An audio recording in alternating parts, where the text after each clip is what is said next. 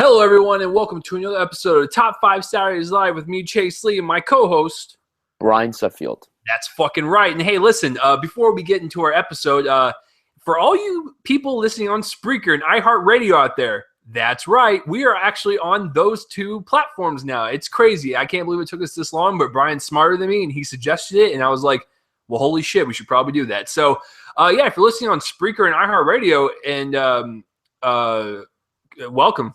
So it's all audio on those two platforms. But if you want a video version of the podcast, we do this on YouTube, and the link will be in the description below for that. And if you are watching on YouTube like you guys normally do, but you want an audio only version because you're driving to work or whatever, you're working out, and you want to hear our voices, which is kind of weird when you're working out. But hey, to each his own.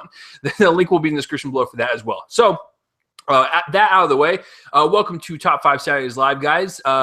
This is a show where we take the movies that come out on Friday, and we will pick out a specific movie, actor, genre, director, whatever. We'll make a top 5 list according to that specific person, genre, or whatever. And the cool thing about the show is that it's live, so we have no idea what the hell's going to come out of our mouths, and we do not know each other's lists. So, Brian, would you like to introduce this week's episode? This week on our Kung Fu Panda Part 3, we are going to be honoring the Dreamworks films. Yep. Dreamworks to me, like, I was looking at their films like this morning, and it was kind of strange. Because when you look at Pixar's slate, it's like, oh, wow, that's a bunch of really cool original ideas and stuff. And like, yeah, there's sequels in there, but it's not like anything weird or anything. The sequels are good for the most part, except for Cars 2. But when you look at DreamWorks and their slate, it's the majority is franchises. They have the Shrek franchise. They have How to Train Your Dragon. They have Kung Fu Panda. Like, it's crazy. And yes, they have a bunch of standalone stuff as well. But for the most part, they're built on sequels and franchises. So I think it's kind of interesting considering the fact, because my number 5 pick, I'll give you guys the backstory of how DreamWorks was actually made, and that pretty much just gave away my number 5 to Brian, but whatever. So, Brian, when you think of DreamWorks, do you think of them as a prestigious animation studio, or do you think of them as kind of like the lesser Pixar, or like where's your stance on DreamWorks as a whole? The latter. Okay. Do you care to explain? I mean, there are times when DreamWorks releases something that's really, like, excellent. Then there are times when they're like, oh, it's okay. Yeah. Fine. And then rarely they release something that's really shitty. They haven't really made any shitty films. Like, they maybe made, like, 1 or 2, I can think of the top of my head. But DreamWorks is a hit or miss studio. When you think about it, within the last few years, it's very hit or miss. I kind of agree with that. You know, when I go to see a DreamWorks movie, and I actually haven't seen a handful of them, actually, because some of them just looked kind of average or below par, and I was like, I don't want to waste my money on that. So, yeah, it's one of those studios where it's like you have no idea what's going to come out. You have no idea what's going to hit you. Like last year, they had Home, and that came into mixed receptions, mostly negative. It's whatever for me. But then you have like a hit like Shrek or a Kung Fu Panda or whatever. So, yeah, it's a very strange studio, and their hit or miss is all over the place. So, but with that being said, let's get into the top 5 that are the ones that stand out to both of us. So the way this works, guys, is that we do our top 5. We'll go back and forth 5 to 1, and then we'll have some honorable mentions and some dishonorable mentions, and then Brian will introduce next week's show. So, Brian will start as usual. So, Brian, what is your number 5 favorite DreamWorks film of all time? Before we get to that, though, Brian has a cool story about theater experiences, because here on this show, we love to exploit other people and make them feel bad. So, Brian, what person pissed you off or made you amused in the theater this weekend?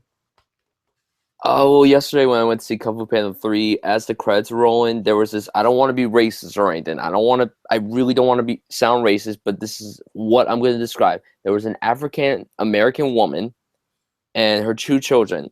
One of them looked like he was 10 and the other looked like he was 6. And she yelled at the other 6. She's like this, boy, you better find your hat before I pop a cap in your ass. She literally said that. I'm not joking. Nice. She said the word ass to like a 6-year-old kid. So that was great parenting. Beautiful. That sounds really like just glorious, and it sounds like you had a fun time. It's like the PG version of Training Day. It's like that. Huh. Okay, I don't know how to respond to that. All right, so with that, listen, guys, theater experiences are like some of the best things ever. Like, I love it when I'm either on this show or my podcast or whatever. It's so much fun to describe theater experiences because you just can't beat them. There's some weird fucking people out there. So, Brian, what is your number 5 favorite DreamWorks film of all time? My number 5 is B-Movie. Interesting. I have not seen that.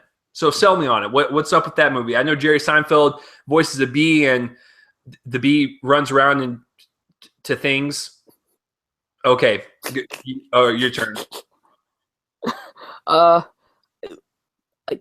The thing with B movies, like you said, it's Jerry Seinfeld voicing a bee, and Jerry Seinfeld's humor, I really love his humor. And plus, I've grown up in a house where my parents adored the shit out of Seinfeld, not just the show, but Seinfeld himself. And it's the humor that works very well with this. It's PG. Some of his humor may not work for people, and this is a very mixed reviewed film. I think it's a pretty underrated film. It's not great by any means, but it's not awful either. I think like the premise is he's a bee who wants to explore the world. He gets bored of what he has to do because they go to school, and then after they graduate, they have to get a job. They get assigned a job they don't want to do. And he just wants to explore the world, so he goes out to New York City. He runs into this girl, and the number one rule is that you cannot talk to humans. So then he runs into this girl voiced by Renee Zellweger. And the girl actually looks better than Renee Zellweger herself. Bomb. And they bond a friendship. It's weird. It's a little weird, but it's entertaining enough. And there's a lot of awesome voice actors in this movie, including Matthew Broderick, John Goodman, Chris Rock. Patrick Warburton is the scene stealer of this entire film. Like, he's the scene stealer pretty much everything. Just his voice alone just steals everything. He plays this like stereotype person. Like, he's physically on steroids. It's the truth. Like, he hates bees. He's allergic to them, and it's hilarious. But the film is very funny. Has good heart to it. Great comedy. Love the references. I love B-Movie. I think it's a very underrated DreamWorks film. So the only thing I got out of that whole spiel was that Renee Zellweger does not look good now. She really doesn't. Brian, her character looks better than Renee Zellweger herself. Brian, and she's a cartoon. Did you not like have your caffeine this morning or something? Like, why are you like? You just seem very mean spirited today. I don't know what's going on. Yeah, no, I haven't seen B-Movie, but you know what's really funny about it is that I remember the marketing. Because the whole time the marketing was like these short little clips of the bee like talking or whatever, and they promoted heavily on the fact that Jerry Seinfeld was voicing the fucking bee. And it's like, okay, is that supposed to be like one of those like roles made into heaven for Jerry Seinfeld? Like, you saw him on stage doing his stand-up, and you're just like, I think his perfect role would be voicing a bee in an animated movie. It's like, I don't know why they were harping on that that much, but whatever. Yeah, no, I'll have to check it out if it comes across me, or if I'm at like a 10-year-old birthday. I don't know, birthday party. I don't know. Like, shit. Like, I don't know when I'm gonna like sit down and go, let's watch B-Movie. So my number 5.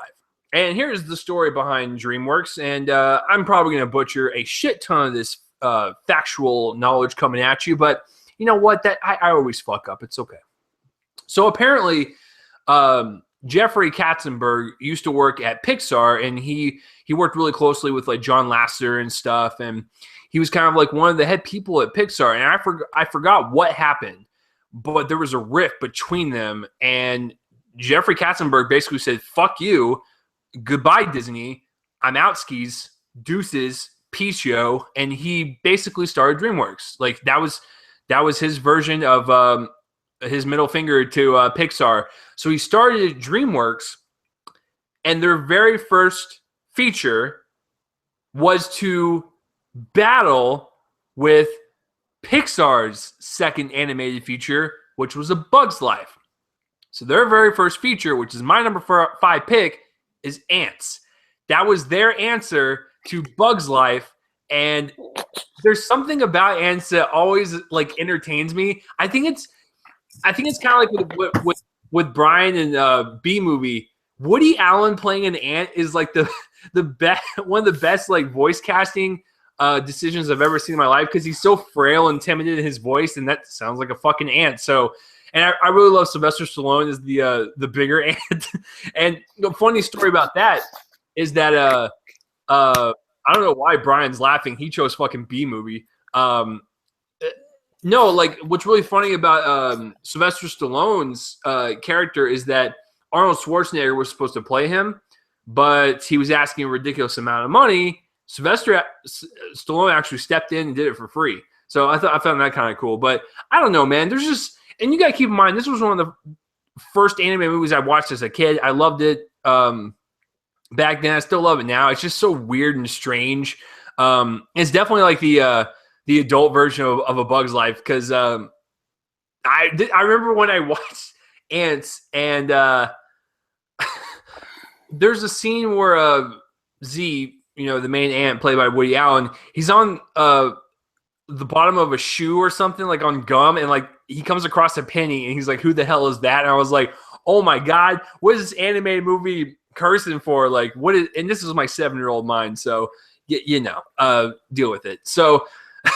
No, it's just a really fun movie about an ant that just wants to explore the world. And I think the animation, for it being its first movie, if you rewatch it now, some of it looks a little choppy, a little blocky, but some of their environment shots look pretty good. And I'm just like, you know what? For being their very first one, I can't really fault them for that. It's just a fun little movie. And like I said, I think the voice casting and the chemistry of Woody Allen and Sylvester Stallone, which I never thought I'd say in my life, is what saves the movie. And it's what kind of drives the movie. However, if you want to compare it to A Bug's Life, I think A Bug's Life has a better villain voiced by Kevin Spacey, because that's always a win.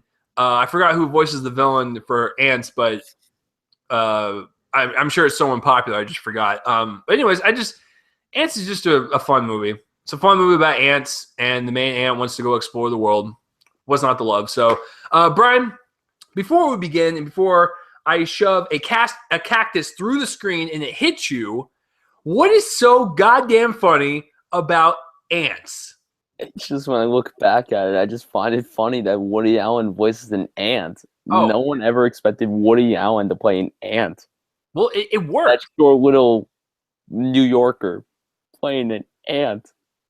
Yeah, like I think it's fantastic. Well, and the thing is, like, if you look at Z, he kind of looks like Woody Allen. Like, he's got like that frail. I'll agree with you on that. He does. Yeah, it's kind of weird, but ants, man, you can't go wrong. It was their very first one. It was the very first one I remember. So yeah, that's my number 5. Brian, what is well, actually, would you like to comment on it? I haven't seen since I was a kid. I remember laughing my butt off. So that means it's not on your list. It's not on my list. Whoa, look at that, folks. All right, that's it. Oh, that okay, so apparently I'm the only one in the fucking universe that loves ants. No, there are people probably who like ants. Excuse me, folks. Okay. Excuse me. I don't like your tone. I'm sure a lot of people like ants. Okay, that's actually a question I want to ask for you guys. Who has the better main character out of our number 5 picks? He picked Jerry Seinfeld as a bee, or you got Woody Allen as an ant. Who's the winner? Comment down below and let me know. It's obviously Woody Allen as an ant. So, Brian, what is your number 4? My number 4 is Flushed Away. Interesting. We're going with our first Aardman movie. Because if I know Brian, and if he's smart, I think he might put another Aardman movie on there. Hopefully. Anyways, explain to the kids what Flushed Away is and why you like it so much. Well, Hugh Jackman voices a rat. Yeah. And he gets flushed down the toilet. He runs into another rat, voiced by Kate Winslet. Whoa, wait a minute. So, imagine Brian being a person that goes into DreamWorks and he's pitching this idea. He's like, a rat gets flushed down the toilet and runs into another rat. Like, who greenlit this movie? Like, that was probably the pitch, and they're just like, yeah, I can see it working. Yeah, and then the villain's a frog. Yeah. Voiced by Ian McKellen. Yep. Fucking great. I love this film. I think it's so underrated. We talked about this on the Hugh Jackman episode. I actually kind of forgot we honored Hugh Jackman. I'm actually kind of surprised that I forgot. But yeah, it's one of Artemon's films, and this one isn't completely stop motion. It's a mix of stop motion and CGI. Like a few of the other ones that they did with DreamWorks are completely stop motion. This is stop motion and CGI combined into one. And I mean, the faces that they move, Artemon's, the way the characters move the mouths always creep the fuck out of me, even as an adult. But what I will say is that the movie's entertaining. It's funny. It's charming. I love the chemistry between Hugh Jackman and Kate Winslet. I think they both work very well together. Compared better to when they worked together in movie 43, yuck. And I just think it's a fun movie. And I always thought that Andy Serkis played the guy that flushed him down toilet. It turns out Andy Serkis plays one of the rats in the sewer that's like a servant to Ian McKellen's villain, which is kind of upsetting because I thought that the fat guy Sid was the one that was voiced by Andy Serkis. But it is what it is. This is a fun movie. I enjoy it very much. Every time it's on TV, I kind of put it on because I enjoy watching it. So Flushed Away is my number 4. I remember seeing Flushed Away in the theaters, and I think it was like me and 2 other people. Like, I don't think anyone saw that movie, and I really liked it. It's not on my list, but out of all the Aardman movies, it definitely is an entertaining one if you kind of look at the scope of the movies. And as Brian was talking, I just now came to this conclusion. Folks, sometimes it takes me a while. My brain, it gets working after 15 minutes of recording.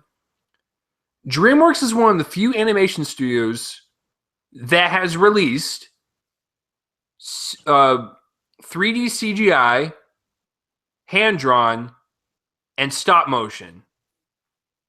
Yeah, I believe that's all. That's it. But I think they're like one of the few studios that's actually released something in every single kind of genre of animation. That's kind of cool. So yeah, Flushed Away, it's a pretty good one. I really need to re-see it. Like, I haven't seen it since 2006 when it came out. It's better when you're older. Yeah, I mean, I was in high school when I watched it, and I'll probably have a better appreciation for it. So I will definitely check that out. So my number 4, speaking of having DreamWorks as a broad spectrum, I've only seen this movie once, but I saw it as a kid, and I was blown away. I really need to revisit it because this was the movie that made you go, holy shit, DreamWorks can make some good stuff. Why don't they make more movies like this? What am I talking about? Like I said, I've only seen it once, so I'm trying my best, folks, to recall the movie and its plot and stuff. But that's The Prince of Egypt. It is. I remember when I saw it as a kid. Now, listen, I'm not super religious or anything, but I can tell you that this is a well-crafted movie. The cinematography, the music, the voice acting, the animation, everything is so superb in this movie. You're like, fucking DreamWorks made this? It just kind of boggles your mind.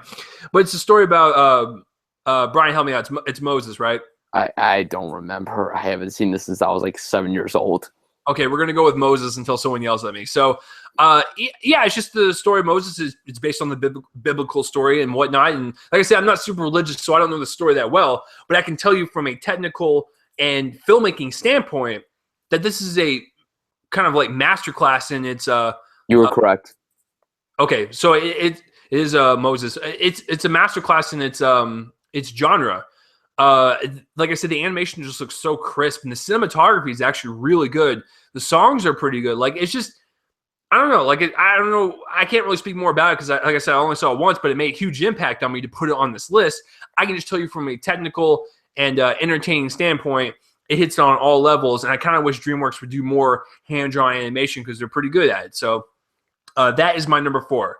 So, Brian, would you like to comment on it or move on? Like I said, I haven't seen it since I was 7. I don't really remember it too well. I don't remember if I liked it or not, so I can't comment. So obviously, it's on my list. I have to ask because I'm trying to work out in my head like what, because we're getting down to our top 3s now, and I have a feeling that we have at least 2 in common, but I'm not sure yet. I gotta keep working it out. All right. So, what is your number 3? My number 3 is the first Kung Fu Panda. Interesting. I'm gonna be honest. I didn't think you'd put Kung Fu Panda anywhere on the list. Why is that? I don't know, like for me personally, like what I like it a lot, but I wouldn't put it in my top 5. And just from the way you've been talking about it and stuff, from the amount of time I've known you, you just didn't really seem too excited about it. Well, because whenever we brought it up, we didn't really bring it up that much. Yeah, we brought it up when we talked about Seth Rogen and on that not so good Angelina Jolie episode. That's because it's not really focused on them. Now that we're talking about the actual film itself by the company that it was made by, it's better to explain my love for this film. Okay, so I like the Kung Fu Panda franchise quite a lot, and at the recording or the time of this recording, I'm going to see the third one tomorrow, hopefully. But Brian, maybe you can sway me. Maybe you can get my expectations up even higher. Why is Kung Fu Panda so special? And you're talking about the first one, right? Mm-hmm. Okay, so tell me why it's so special to you.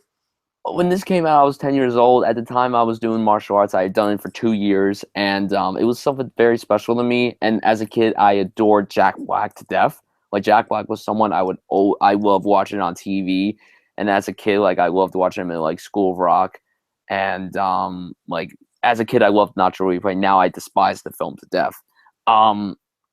And him as a panda, it's great casting. It's perfect. I mean, as a kid, I didn't really follow these actors too much. Jack Black was really the only one I knew. I mean, I knew the name Angelina Jolie, but I didn't know like Dustin Hoffman or Seth Rogen or David Cross or Lucy Liu or Ian McShane. I didn't know who those people were. And then I got older, and then I realized who they were, and I'm like, okay, they are perfect casting for these films.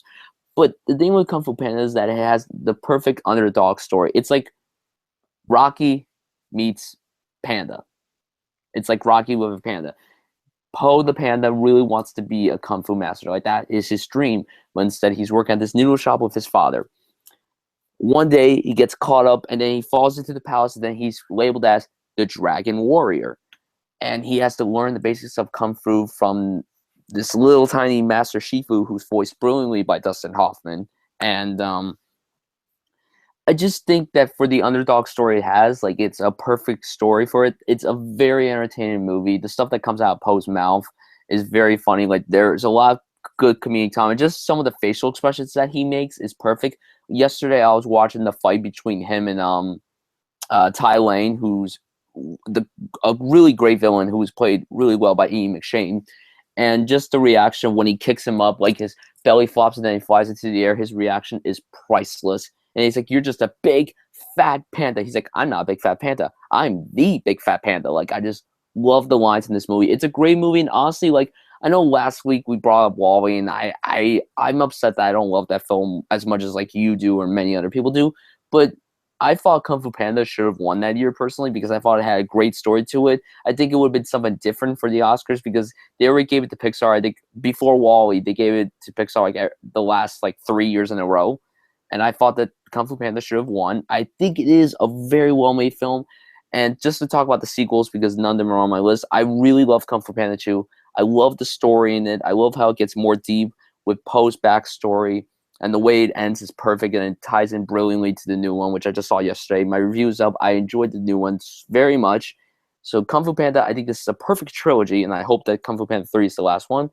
But the first one, judging the first one, it's a great anime film. It's one of my favorite anime films of the last 10 years. Kung Fu Panda is great. That's why it's my number 3. Yeah, you know what's really great? Like, I've said this for quite a while, and I believe Jack Black has his two best works, in my opinion. Live action, I'm going with School of Rock. And I think as a film, that's the best film he's ever done. But as far as the best role he's ever done, I got to tell you, man, Kung Fu Panda is it for him. And it's just like with Woody Allen and a fucking ant, Jack Black has the perfect voice for a panda. When you see a panda, yes, they are dangerous, but when you see them from afar, they look lovable. They look inviting. You just want to give them a fucking hug. And Jack Black's voice makes him like that big lovable oaf that you want to succeed in martial arts and stuff. And Angelina Jolie is the tiger and stuff. It's just a great group of voice casting and stuff. And I can't wait to see the third one. But yeah, no, that's interesting. I didn't think you put it on there. And of course, I love my boy Seth Rogen. He's great. Mantis is great, and like Jackie Chan as a monkey, David Yep. Cross as a fucking crane bird, and Lucy Liu as a snake. It's Awesome. perfect. It's perfect. But Seth Rogen, perfection as Mantis. Who would ever would have thought that a stoner would play a Mantis? I never thought it, but you know, it's Seth, you do your thing, bud. All right, so my number 3.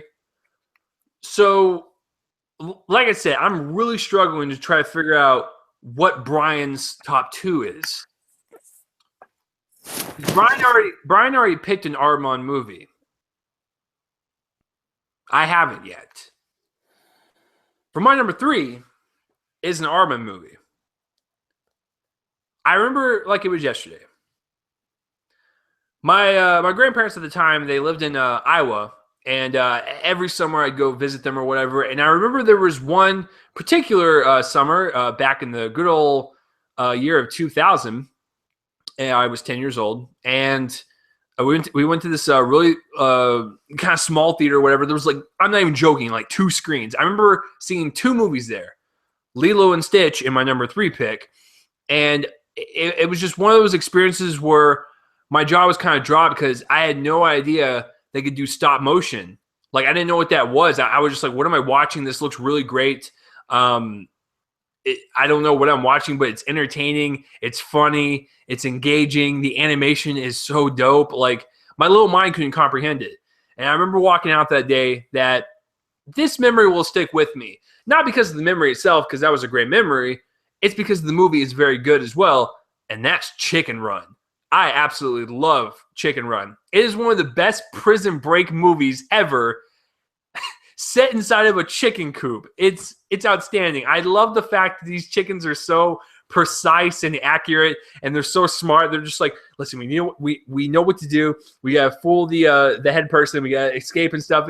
It's so much fun. It's basically a spoof on prison break movies set in the chicken coop, starring chickens. You can't beat that. And plus, the animation is so crisp. It's so clean. And like I said, I was 10 years old at the time.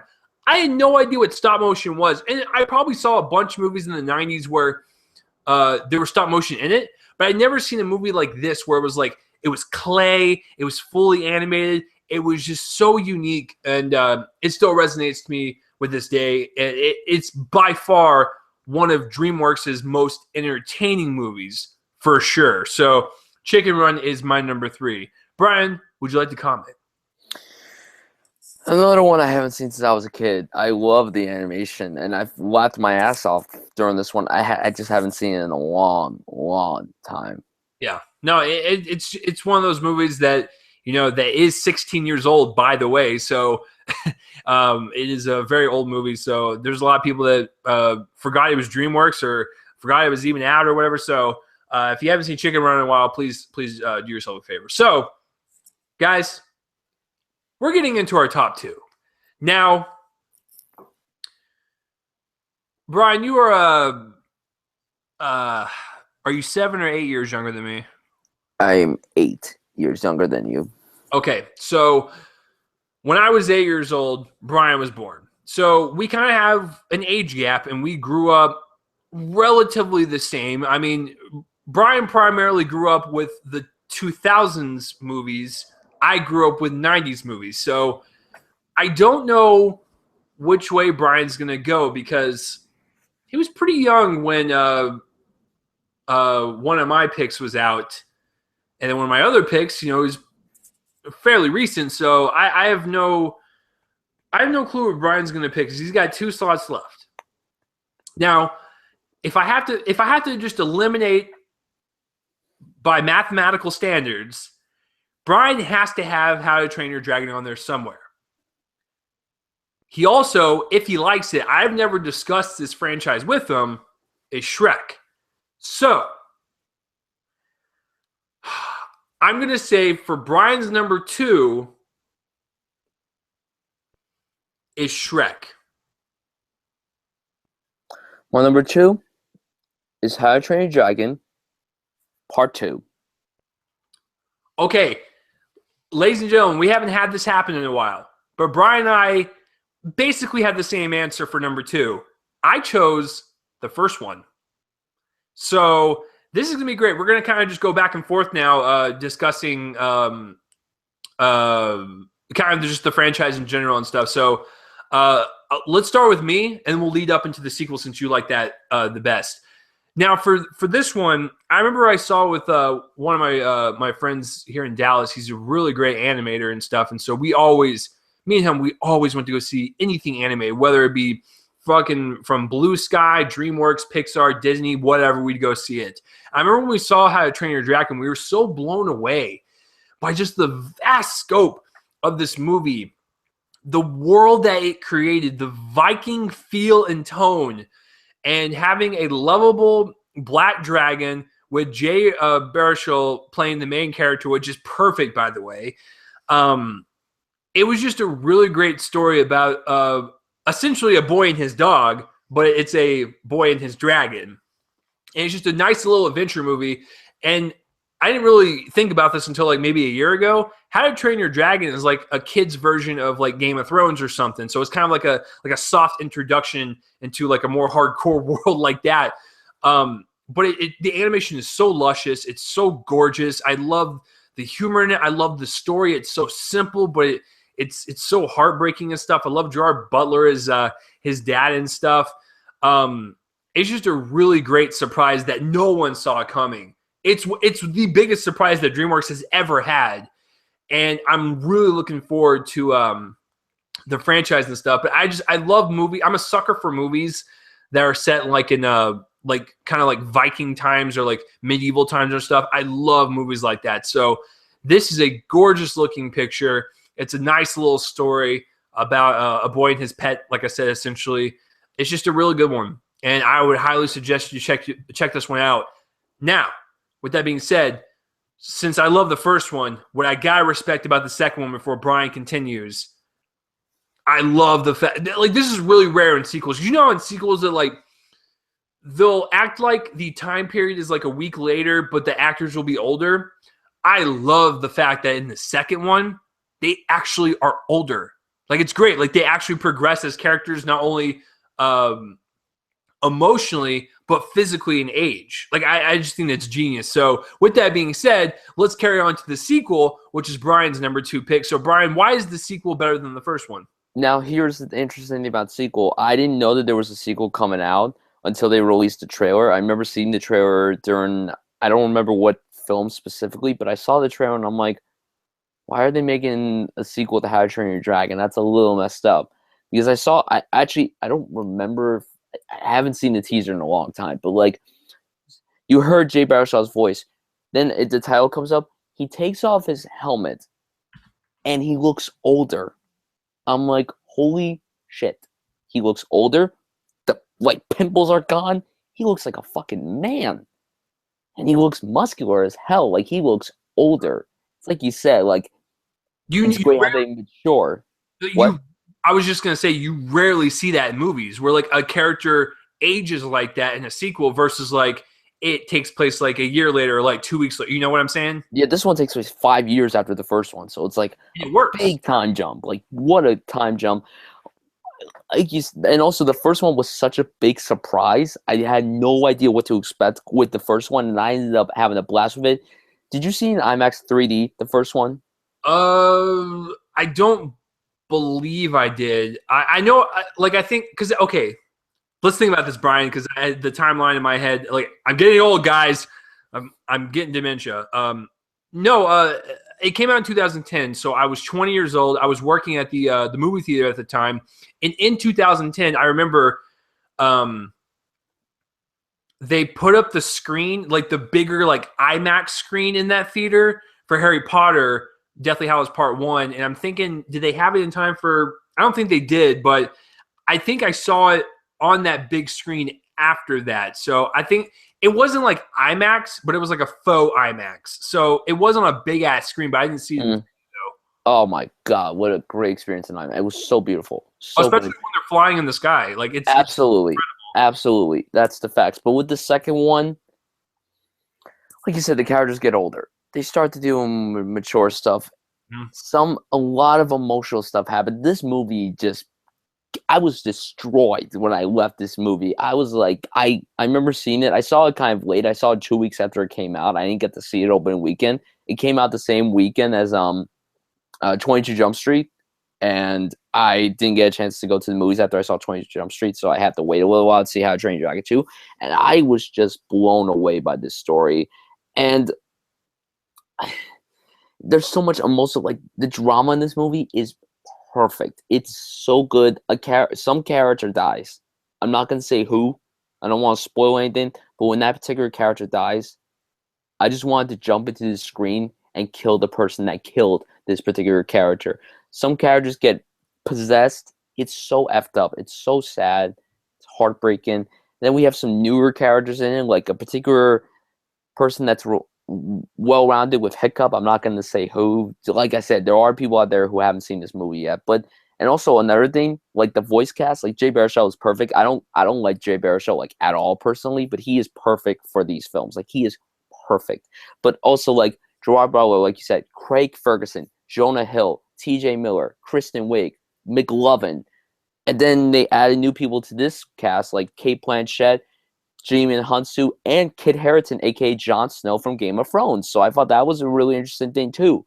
But How to Train Your Dragon 2 had the better story, the better sequences, the mature themes. That's why I think it's better than the first one. But the first one is still excellent. It's a great film, no matter what. And honestly, as much as I love Big Hero 6, and as much as the Lego Movie should have been nominated for Best Animated Feature, I think this film should have won Best Animated Feature at the Oscars, personally. As much as I love Big Hero 6, I think this film should have won the Oscar. And that's why How to Train Your Dragon 2 is my number 2. Yeah, no, I agree. Like, listen, Big Hero 6 was fun. I didn't think it was, like, outstanding. Like, most people, like, it was fun. It was entertaining, but it didn't blow me away. But, yeah, How to Train Your Dragon 2, I was championing it that whole time that year for it to win. And listen, DreamWorks, if you're listening, it's sad to say, but I know that the sequel didn't do as well as the first one. But you have to complete your plans. You said you were going to release number 3 and number 4. You need to do it. This is the strongest franchise you have right now in terms of story and characters and stuff. Commercially, we'll get to that in just a second, but in terms of story and character, it is the best thing you've ever done, and you need to finish it. Because it's like what Brian said, the sequel got more mature, it got more dark, and I love that. And so I cannot wait for the third one and the fourth one. But I put the first one as my number 2 specifically because it was a surprise. Because we had no idea. And it just kind of blows you away on that level, and you're like, wow, that was incredible. And so when you go into the sequel, I'm just like, I expect it to be good because I hear great things. I'm looking forward to it and stuff. So, yeah, How to Train Your Dragon, get on that, DreamWorks. I want to see the third one, okay? Like, if it comes out next year, hopefully, because you've been taking 3 years in between each one, that's fine, but please come out with the third one. So, guys, we are on our number 1 picks. Now, like I said, Brian and I are 8 years apart. I don't know if certain movies affect him in certain ways or if he grew up with certain ones. I don't know. I never talked to him about it. So, I'm still going to – okay, so since he put How to Train Your Dragon 2 at number 2, I'm still going to say that Brian put Shrek as his number 1. My number 1 is indeed Shrek. Ladies and gentlemen, in our 33 episodes, 34, I don't think we've ever had the same number 1. Ever. So, congratulations, Brian. Wait, did you just say we never had the same number 1? We've had the same number 1 for a while. Many times. Which one? Let's see. Home Alone. For Christmas movie? Yes.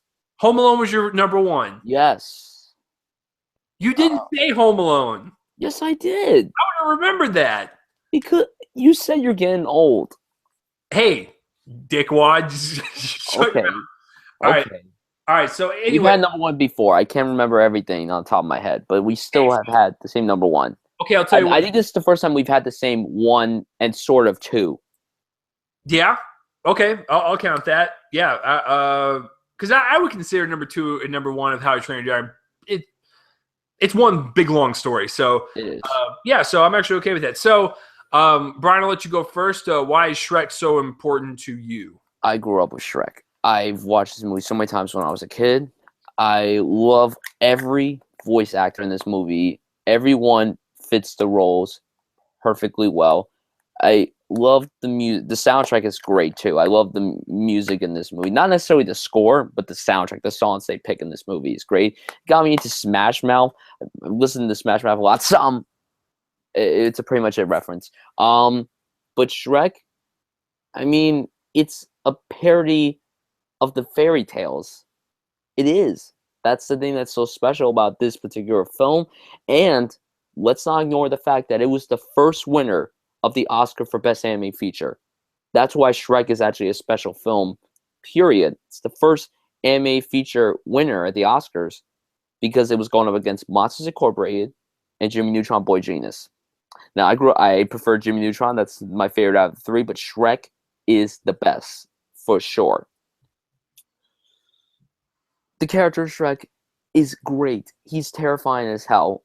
Mike Myers plays him perfectly well. This character was originally written for Chris Farley, for those who never knew that. I didn't know that until like a few years ago, which I could have seen. I could have seen Chris Farley play this role, but Mike Myers did a great job. The Scotch accent works very, very well. I didn't think Mike Myers would pull off an accent like that.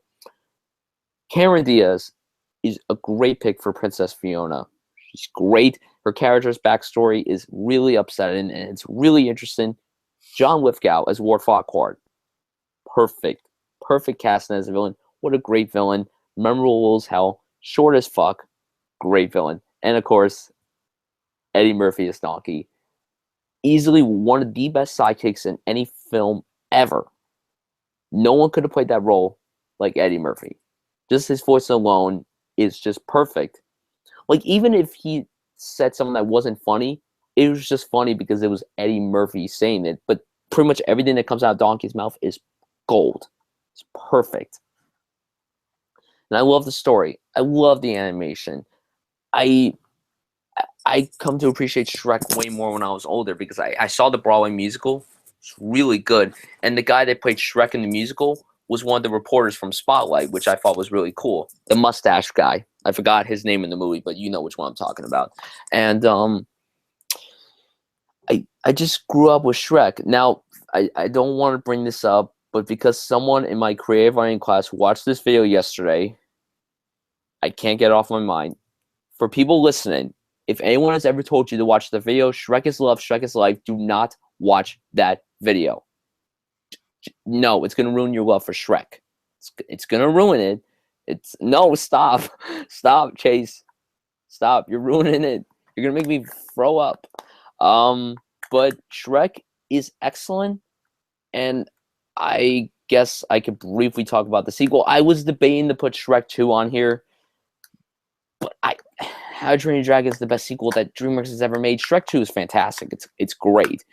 And I'll talk about the other two sequels later when we get to the end of the show. But yeah, Shrek is fantastic. It is DreamWorks' biggest character. And yeah, Shrek is my number one. Okay. All right, Brian, grab your popcorn. Story time. All right, so I remember it was 2001. I'm this wee little, that's actually a fucking lie. I was a wee big 11-year-old. And so I remember my mom came home from work. You know, I'm in 5th grade. You know, my parents come home. It's whatever. It's normal. It's a normal day throughout the week. My mom comes home and is like, I won a raffle at work. And I was like, oh, that's cool. I'm going to go back to playing N64. Peace out, moms. And so what she said was, I won a raffle today, and the prize was a DVD player. And I was like, ooh, a DVD player. Those are so expensive right now in 2001. So because, you know, I have like a shit ton of VHSs at the time. So my mom gets a DVD player. I'm just like, well, we don't have any DVDs to play. So we go to Walmart. And I remember we had like this argument with my mom and my brother. And we're just like, well, what should be the very first DVD that we're going to get? There's plenty of selections on the board. And of course, I'm 11 years old, so my mom's not going to, buy any PG-13 movies or R-rated movies. That's for damn sure. So it was obviously going to be a kids movie. Well, actually, since the movie came out in 2001, I guess this is 2002 at this point because that's when the DVD came out. So I came across Shrek. Now, I don't remember seeing Shrek in theaters, so I'm just going to assume that the DVD was my first experience. But I think I saw it in theaters. It's just like I said, I've seen so many since I was a kid. Some of them I can't remember. So I remember we got it. And we played it in the DVD player. Everything was great. It was a great movie. It was fun. It was entertaining. And I remember putting that DVD on one of the shelves that had in my room at the time, and that was the very first DVD I ever got. And that is Shrek. Listen, How to Train Your Dragon is the best story that DreamWorks has ever done. And I did say that Chicken Run is one of the more entertaining ones they've done. Shrek, without a doubt, not only is the face of DreamWorks, it is the most entertaining thing they have ever produced.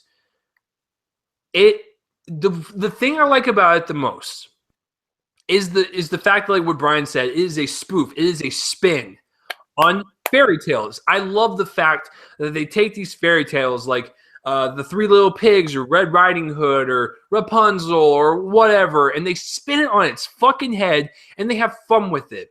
Now, the sequels, whatever, I think they, to be honest with you, have botched that this kind of story and idea because it's a very ingenious one. I love the fact that Shrek is just this weird ogre.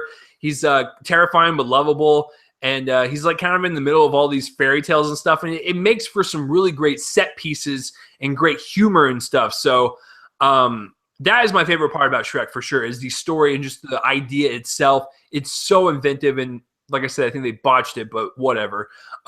We always have the first one. The voice casting is pitch perfect. Chris Farley, died around the time that Brian was born, and at that time, the only thing I ever saw of Chris Farley was Tommy Boy, which is one of my favorite comedies of all time. But I didn't realize the whole Chris Farley thing until I was older. I was like, holy shit, he was in contention to play Shrek first? Like, that's crazy. But Mike Myers nails it.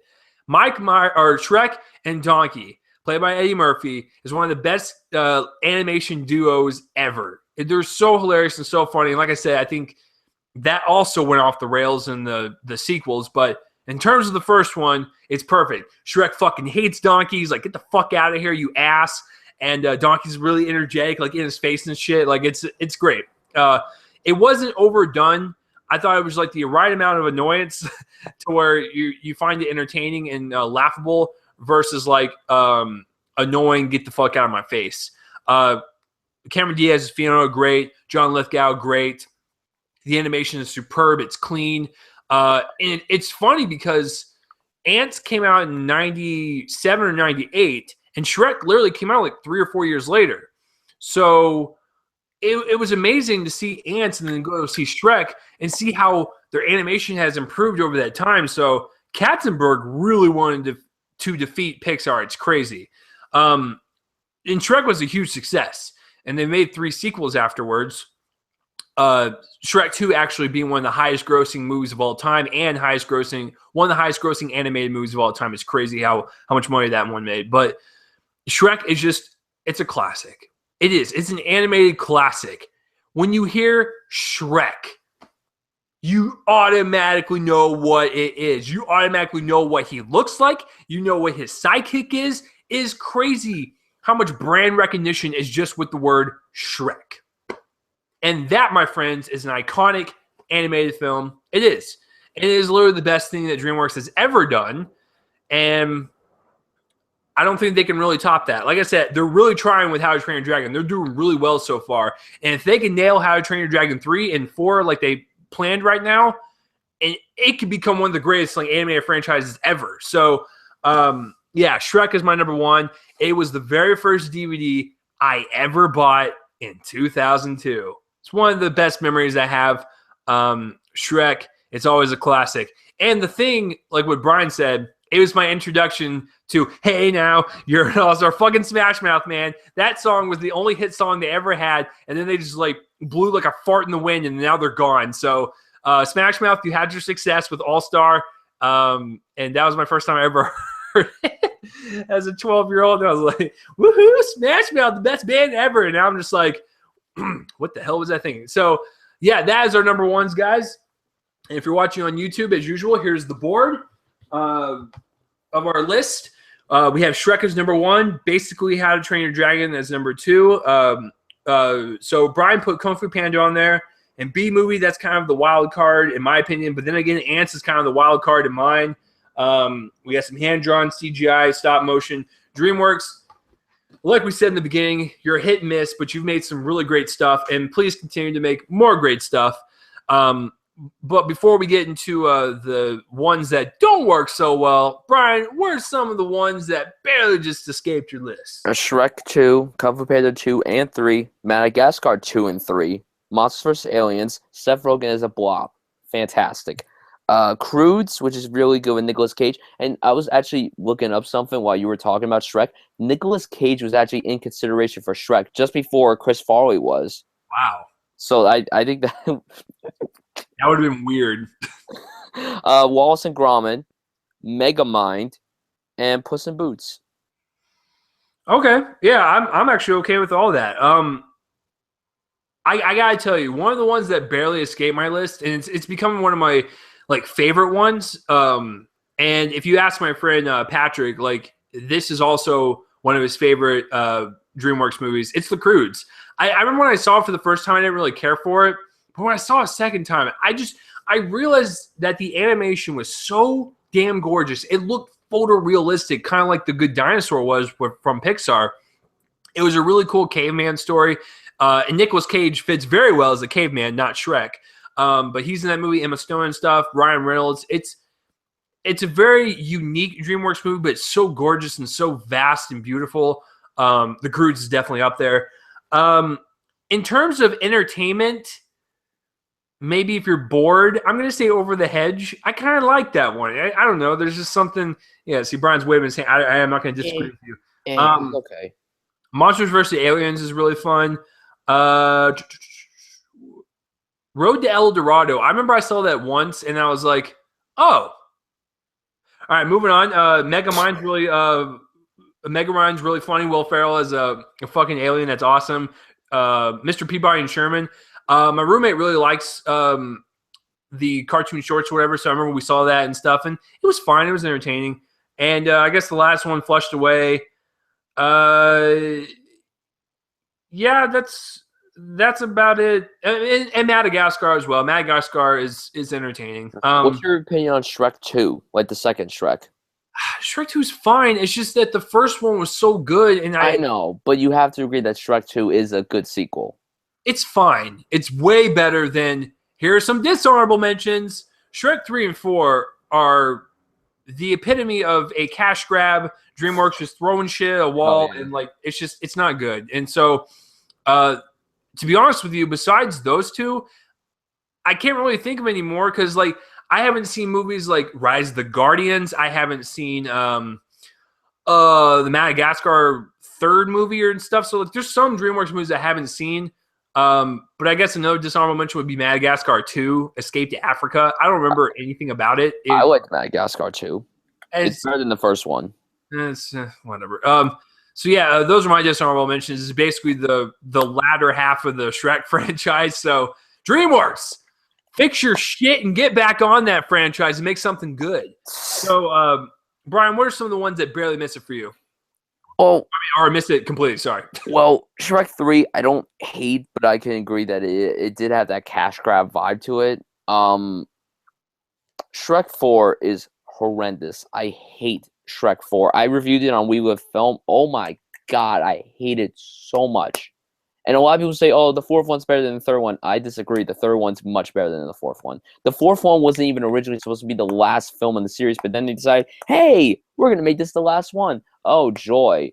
I'm upset that it's going to be the last one, and it better be a good conclusion. It was not even that good of a conclusion. They should have made one more. They were originally going to make 5 of them. And the fifth one, supposedly now they're saying, oh, it might happen. If it does happen, you gotta do something that's much better than Shrek Forever After. Like, just my worst is Shark Tale. What a ripoff of The Godfather. A complete ripoff of The Godfather. And Robert De Niro's in it. Well, and Martin Scorsese. And I was going to say, I believe Katzenberg was like, oh, hey, we did it once with The Bug's Life. Let's do it again with Finding Nemo. Let's counteract with our version. And why is it that this film got nominated for the Best Animated Feature Oscar over, like, let's see. Let's think about this. The Incredibles won that year. I don't know what else got nominated that year. But how is it that nominated? But how is it that Shark Tale got nominated over the SpongeBob movie? The SpongeBob movie is a very good film. Shark Tale is a piece of shit. Yeah. And of The Godfather. Yeah, I saw Shark Tale once, and I honestly don't remember it. I don't. Like, it's one of those movies that's very forgettable, and it's one of those extreme misses for DreamWorks. And what a wasted cast. The cast is so wasted. Like, I mentioned De Niro. Scorsese voices a character in this movie. Jack Black's in this. Angelina Jolie's in this. Renee Zellweger. And it's led by Will Smith. How could it go wrong? These actors that I just mentioned are perfect. And the film just... because I don't know. I think because they look at it as exactly how I look at it. Oh, shit. We already had a fish movie called Finding Nemo, and that was a success.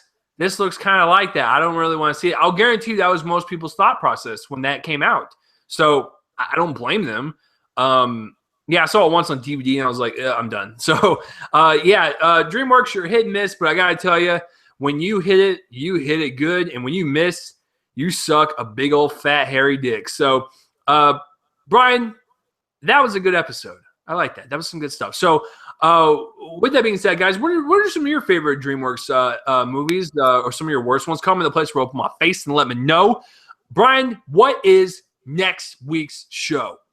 Next week, big episode. In honor of Hail Caesar, we are going to be honoring the Coen brothers.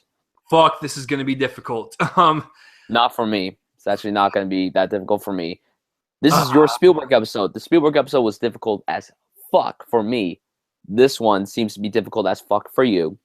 It is, because I love them all. From a Serious Man to Burn After Reading to Fargo to The Big Lebowski. I don't even know where to begin. Like, how the fuck do you even make this list? So, I don't know, man. It's going to be a tricky one, and not looking forward to it. Not going to lie. I'm looking forward to the episode, but I'm not looking forward to putting my list together. So, that is the end of the episode, guys. Thank you for tuning in. And listen, if you are listening on Spreaker and iHeartRadio for the very first time, thank you for listening.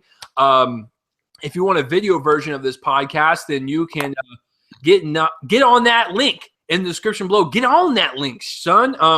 If you are listening on YouTube like usual and you want an audio-only version of this podcast for whatever reason, then that link will be in the description below as well. I just want to thank you guys for listening. Brian, where can the people find you online? Twitter at BrianSutz98 and on YouTube at Brian Sutfield. All right. So, yeah, all of his links will be in the description below. And all mine as well. Twitter at RealChaseLee. Tweet at us if you have any ideas for some episodes or whatever. What do you want to see? Just let us know. We want to keep this going as long as possible, or at least until Brian goes to college and he gets incredibly fucking busy, and then I'll never hear from him. I just got into college. Newsflash, I just got into college. Well, congratulations. Either way, we got about 7 months before Brian hits college, and then he'll be busy as fuck. So in the meantime, we're going to deliver as much as possible. So we'll see you guys next week for another episode of Top 5 Saturdays Live. I'm Chase Lee. I'm Brian Sutfield. That's fucking right. And hey, listen, the intro and outro music is done by my friends band Fervent Roze. Check them out. Link in the description below as well. See you guys next week for another episode of Top 5 Saturdays Live. Peace out, everyone. Play the outro music. Intern. I don't have an intern. It's me. I'm about to press the button. Oh, good old Shrek, man. Gotta fucking love it. Love that movie so much. See you guys next week.